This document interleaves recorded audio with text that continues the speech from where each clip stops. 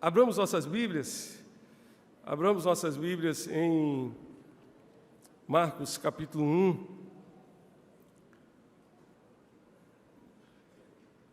Marcos 1, de 39 a 42. Evangelho de Marcos, capítulo 1, 39 a 42. Abra sua Bíblia. Eu peço que você ofereça a sua Bíblia a quem estiver próximo a você, que porventura esteja sem Bíblia. Os adolescentes todos estão com Bíblia, não é isso aí, gente? Meu Deus do céu, tem misericórdia. Levantem os celulares, por favor, pelo menos. Muito bem, tem Bíblia nesse celular, não tem? Tem, né? Então, abra aí, localize aí, Marcos 1, de 39 a 42. Marcos 1, de 40 a 45, perdão, irmãos. 40 a 45. Diz assim a palavra de Deus: Um leproso aproximou-se dele e suplicou-lhes de joelho: Se quiseres, podes purificar-me. Cheio de compaixão, Jesus estendeu a mão, tocou nele e disse: Quero, seja purificado. Imediatamente a lepra o deixou e ele foi purificado. Em seguida, Jesus o despediu com uma severa advertência: Olhe, não conte isso a ninguém, mas vá mostrar-se ao sacerdote e ofereça pela sua purificação os sacrifícios que Moisés ordenou, para que sirva de testemunho.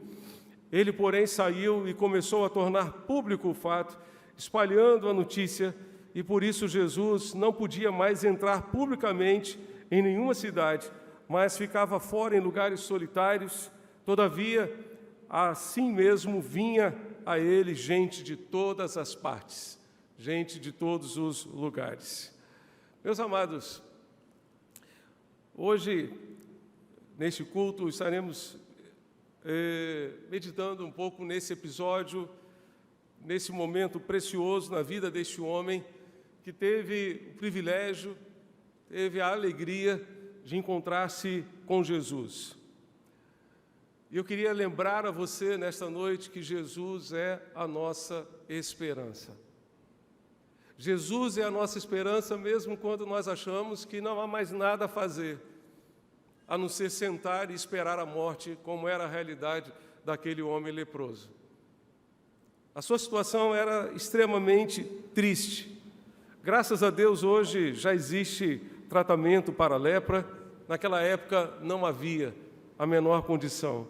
Por isso não havia esperança para aquele homem. Certo autor, Max Lucado, afirmou que, na época do Novo Testamento, a lepra era considerada a mais terrível doença. A mais terrível doença era o câncer daquela época. Tal condição trazia ao corpo um grande volume de úlceras com profundo enfraquecimento. Os dedos, por exemplo, tornavam-se curvados, torcidos, a pele passava a ter manchas e perdiam a cor. E por conta dessas úlceras do corpo, eles cheiravam mal. Cheiravam mal. Certos tipos de lepra tornavam os nervos insensíveis, as suas extremidades especialmente insensíveis, e muitos perdiam os dedos e iam perdendo, portanto, não apenas os dedos, mas as mãos, os pés, iam perdendo membros do seu corpo por inteiro. A lepra era uma doença que matava aos poucos, centímetro após centímetro. E as consequências dessa doença, as consequências eram terríveis, eram severas, inclusive as consequências sociais. Considerados contagiosos, porque poderiam contaminar outras pessoas. Os doentes com lepra eram colocados em quarentena, banidos em leprosários, banidos em colônias de leprosos. Certa vez, estando na cidade de Belém do Pará, eu encontrei uma localização onde outrora funcionou uma colônia de leprosos. No Rio de Janeiro, no caminho para a nossa casa, nós sempre passávamos em frente também a uma colônia de leprosos, aquilo que havia sido uma colônia de leprosos. Na Bíblia, uma pessoa leprosa é símbolo de rejeição em mais alto grau, por uma circunstância que não buscou, que não procurou, rejeitada pelas pessoas que a conheceram, evitada pelas pessoas que não conheceu, condenada a um futuro que ela certamente não poderá suportar. E na memória de cada pessoa banida da convivência social, com certeza está gravado o dia em que foi obrigada a enfrentar essa verdade. A vida nunca mais será a mesma. Nunca mais será a mesma.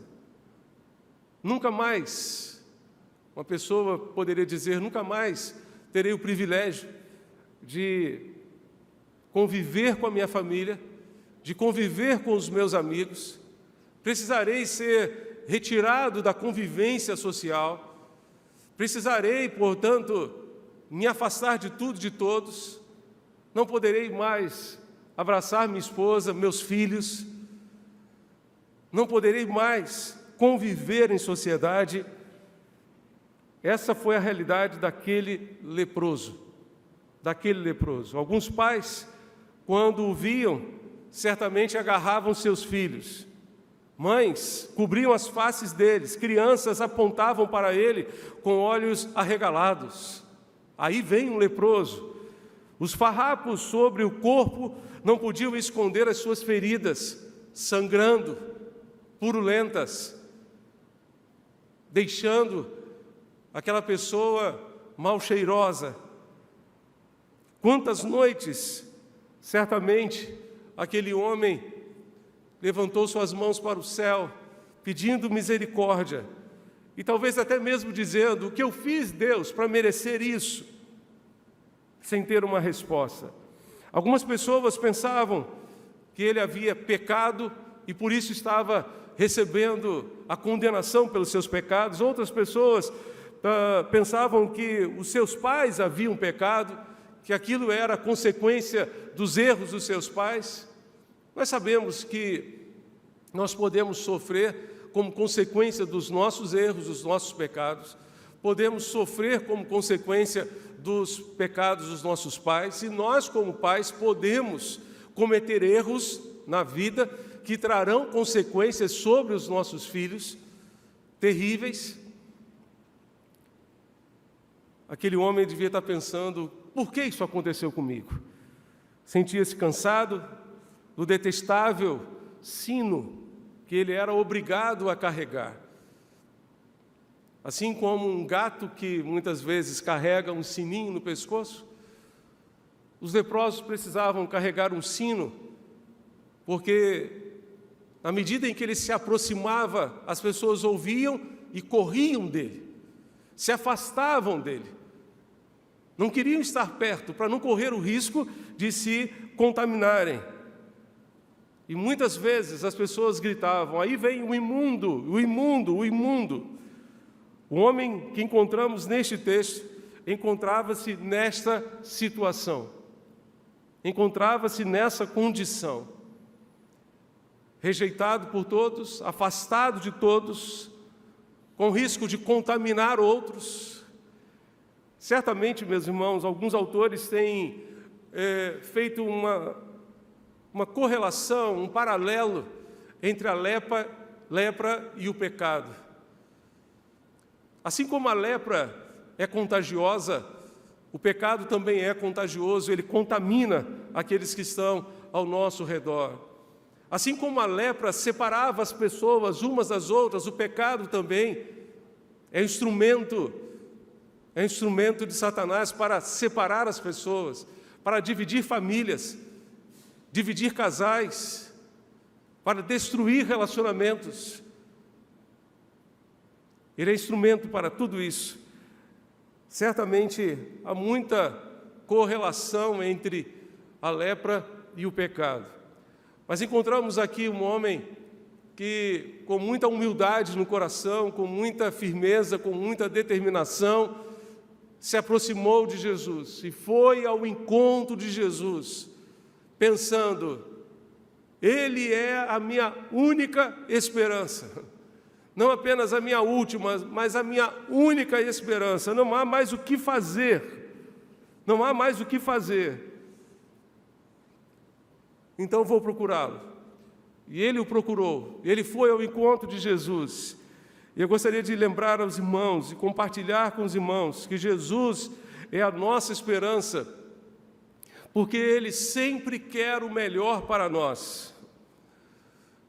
Aquele homem se aproximou de Jesus e disse: Senhor, se Tu quiseres, bem podes purificar-me.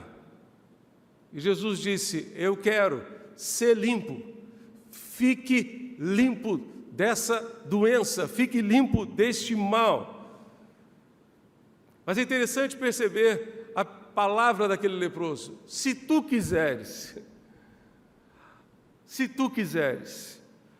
Quantas e quantas pessoas estão dizendo: se Deus quiser um dia. Você não precisa se preocupar em dizer: se Deus quiser um dia eu vou entregar a minha vida a Jesus, se Deus quiser um dia Deus vai transformar a minha vida, porque isso é o que mais Deus quer. Tanto quis que enviou o seu Filho para ser o meu e o seu Salvador, para vir ao nosso encontro e trazer salvação e esperança ao nosso coração. Esta é a vontade de Deus. Você não precisa ter dúvidas quanto à vontade de Deus para a sua salvação. Ele quer que você seja salvo. Deus fala através do profeta Ezequiel, dizendo: eis que não tenho prazer na morte de ninguém, convertei-vos, pois, e vivei. O desejo de Deus é a conversão, é a transformação, é o arrependimento, é o quebrantamento. Ele quer isso para nós, isso é o que Deus mais quer. Jesus desejava ver aquele homem curado, restaurado, tratado. Essa era a vontade de Deus para aquele homem, como é também a vontade de Deus para mim, para você e para todo ser humano.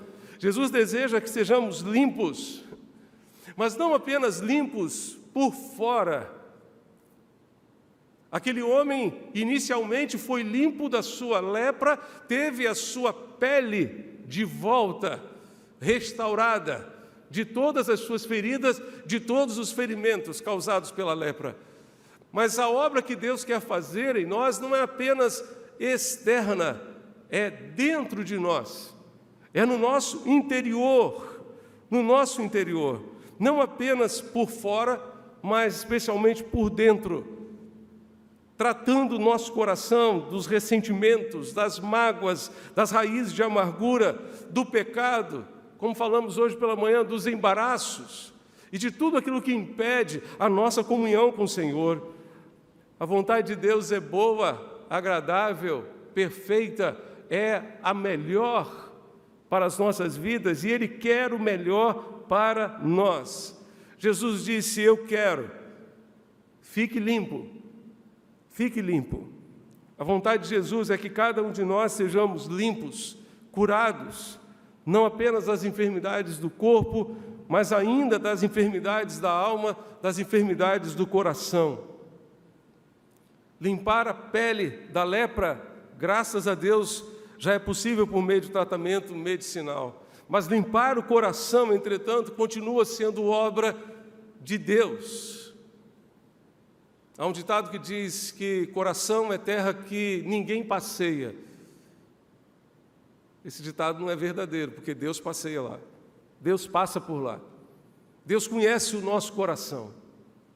Deus conhece o nosso coração, conhece as feridas da alma, as feridas do coração. E Ele tem poder para limpar-nos de dentro para fora. E Ele quer fazer isso. Ninguém mais do que Deus deseja a salvação do ser humano. Ele foi capaz de entregar o seu próprio Filho para que isso se concretizasse nas nossas vidas. Essa é a vontade de Deus, isso é o que Ele quer para todos nós. Jesus é a nossa esperança, também porque Ele ouve a nossa oração, ouve o nosso pedido, ouve o nosso clamor. Aquele leproso aproximou-se de Jesus e suplicou o seu favor. Jesus prontamente ouviu a sua súplica, porque Jesus não está alheio às nossas necessidades. Ele não está alheio aos nossos problemas. Ainda hoje Ele escuta a nossa oração. Ele conhece as necessidades mais profundas do nosso coração, aquelas questões que estão escondidas lá dentro do nosso coração e que nem mesmo as pessoas que convivem com você sabem, conhecem. Ele sabe exatamente o que está acontecendo lá. E por isso Ele escuta a nossa oração. Podemos nos aproximar dEle pela fé e lançar sobre Ele as nossas ansiedades, as nossas necessidades, angústias e aflições. Em Isaías, capítulo 59, a palavra de Deus nos diz que a mão do Senhor não está encolhida. A mão do Senhor não está encolhida para que não possa salvar. Mas os nossos pecados fazem separação entre nós e o nosso Deus. Deus não está com a sua mão encolhida para nos salvar, não está com o seu ouvido surdo para nos ouvir quando clamamos por socorro, mas sim os nossos pecados fazem separação entre nós e o nosso Deus. Às vezes a gente questiona Deus, por que Ele está em silêncio, por que Ele não nos responde, e de fato há muitas respostas para isso. Mas esse texto de Isaías nos dá uma possibilidade de que os nossos pecados façam separação entre nós e o nosso Deus, como fazem sempre, e impeçam a nossa oração de chegar ao trono da graça de Deus. O salmista disse: se eu tivesse guardado a iniquidade no meu coração, o Senhor não teria me ouvido. Não teria me ouvido. Mas hoje Deus está aqui para ouvir a sua oração. Clame a Ele, porque Ele é o mesmo ontem, hoje e eternamente. Aquele leproso se aproximou de Jesus, suplicando o seu favor, suplicando a sua misericórdia. É bem verdade que Deus não nos atende em tudo aquilo que pedimos, assim como um pai ou uma mãe não atendem a todos os desejos dos seus filhos, porque sabem o que é melhor para eles. É bem verdade também que Deus nem sempre nos atende no tempo que nós pedimos, mas podemos ter a firme convicção de que Ele nunca chega atrasado.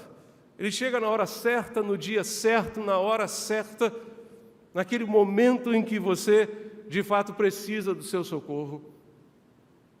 Clame a Ele. Aquele homem não hesitou em pedir a Jesus que o curasse. Você pode pedir a Deus que cure o seu casamento, cure a sua família, os relacionamentos que você tem em família, que cure a sua alma de tudo aquilo que está fazendo o seu coração sangrar,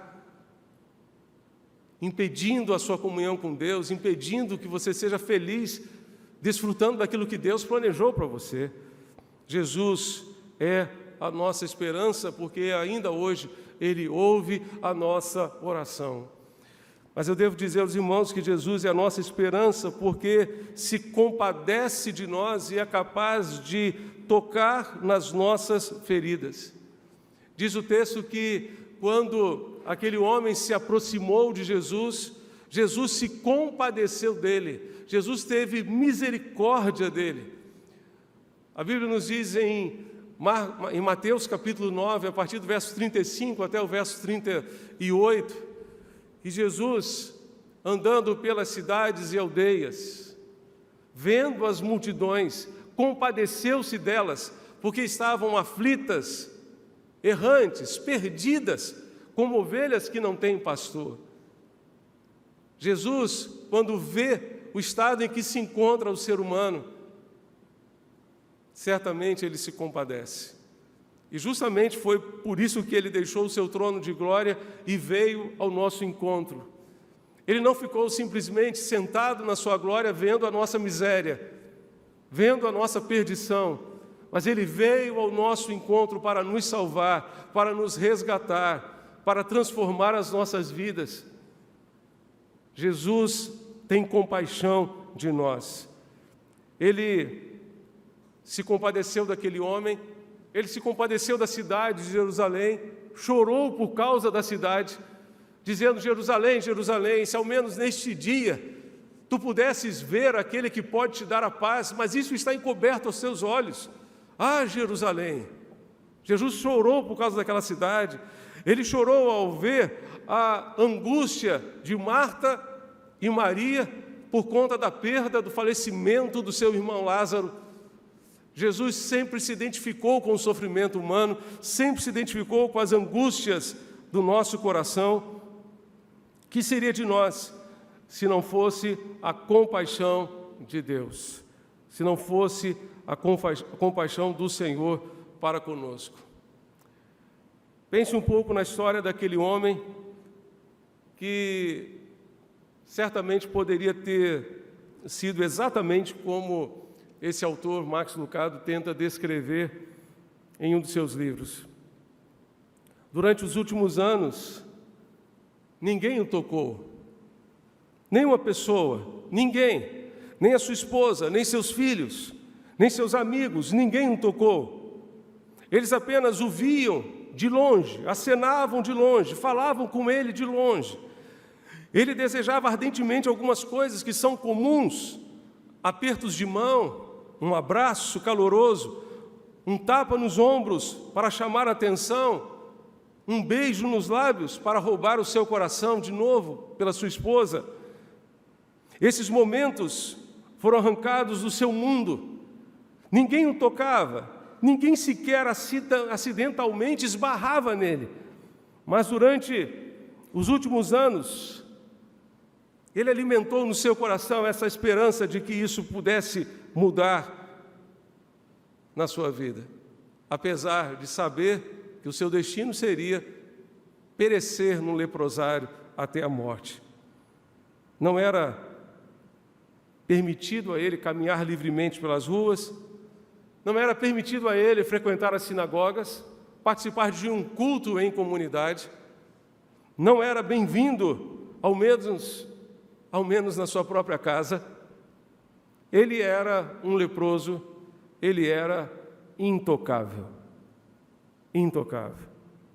Somente até o dia em que ele se encontrou com Jesus. Somente até o dia em que ele se encontrou com Jesus. Jesus poderia ter curado aquele homem de muitas formas.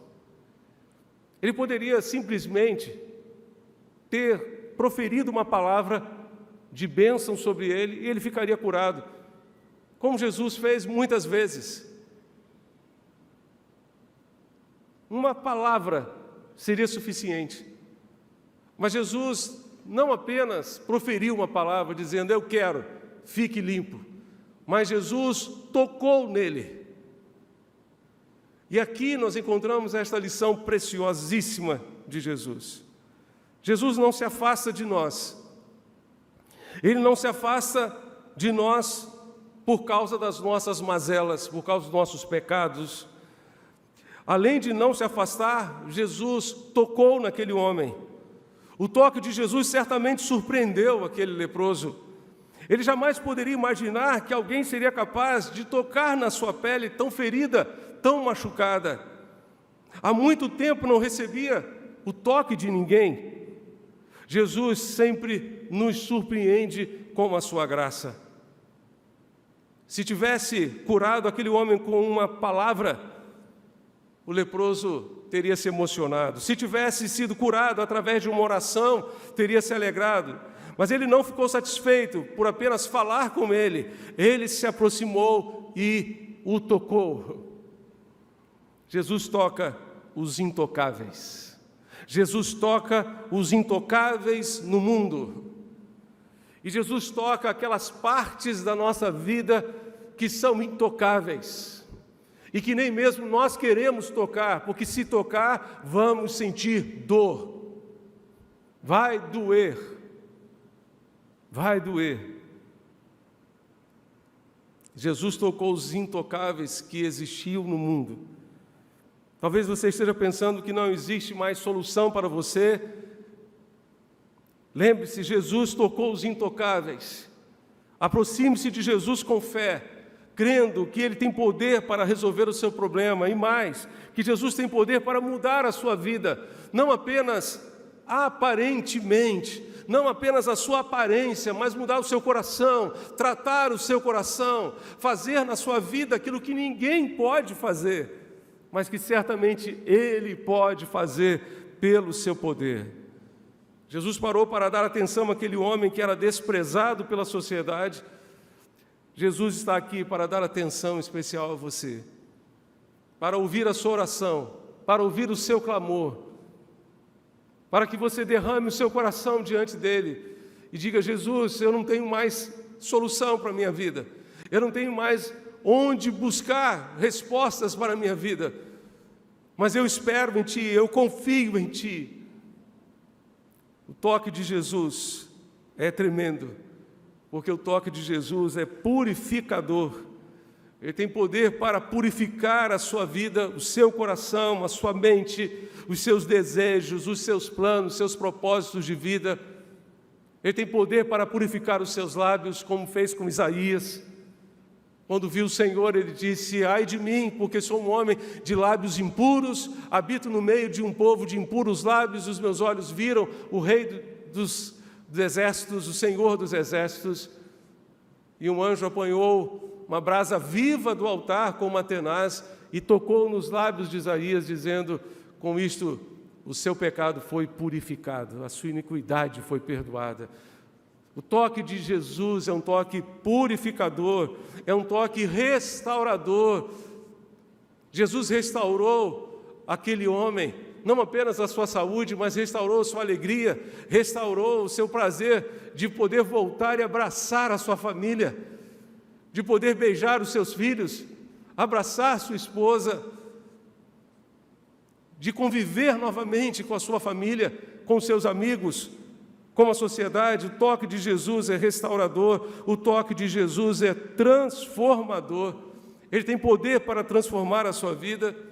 Deixe-o tocar no seu coração, deixe-o tocar nos seus relacionamentos e na maneira como você lida com as pessoas, na maneira como você trata as pessoas, não apenas pela frente, mas por trás também das pessoas. Deixe Jesus tocar na sua vida, deixe Jesus tocar nos seus relacionamentos, na sua família. Ele tem poder para transformar e restaurar a sua esperança.